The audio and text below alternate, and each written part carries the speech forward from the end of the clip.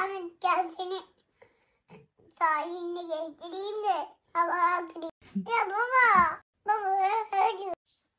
Abi sormadan sahiline gidiyorsun. Gitsin başka evde otursun. Havalı yapacağım. Başka eminim olacak. Niye geldiniz? Öpücük. Bay bay. Gelsin. Siz beni tanıyor musunuz? Sevmedim deme. Mana evde anlıkla kalpler aralar. Hayatın yanında ay ay ay. Bekle. Cip. Beni zorlamayın. Görüşürüz arkadaşlar.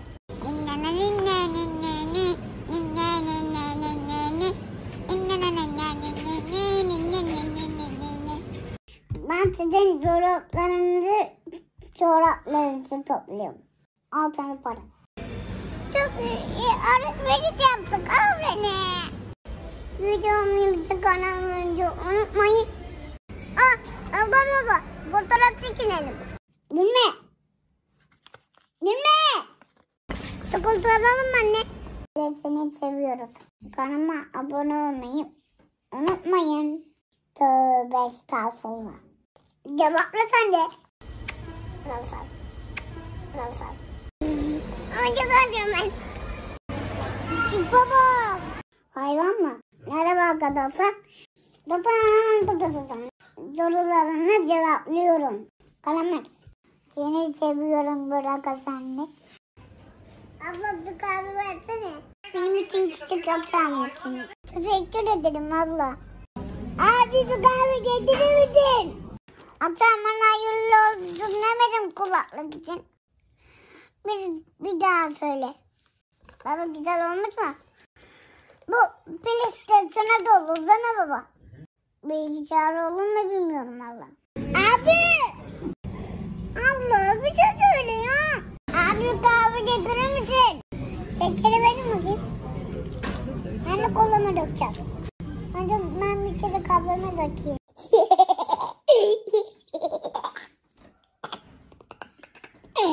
Buradan geldi.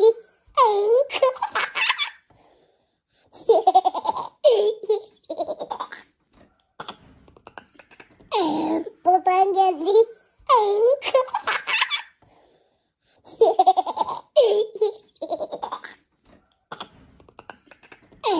Buradan geldi. Buradan geldi.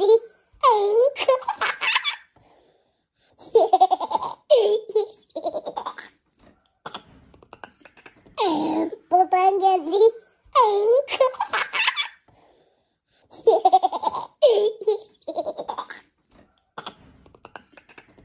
Buradan geldi.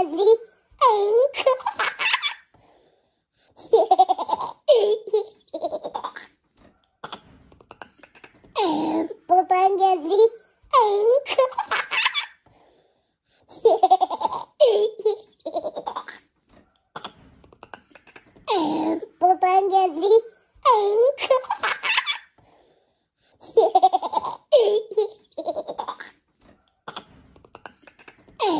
Buradan geldi.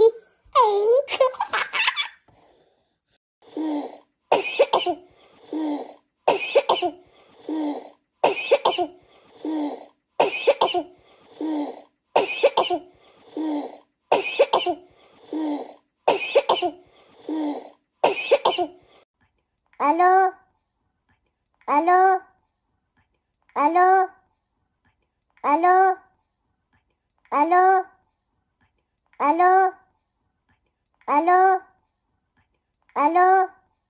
Şu işi yap bitireyim. Geleceğim. Şu işi yap bitireyim. Geleceğim. Şu işi yap bitireyim. Geleceğim. Şu işi yap bitireyim. Geleceğim.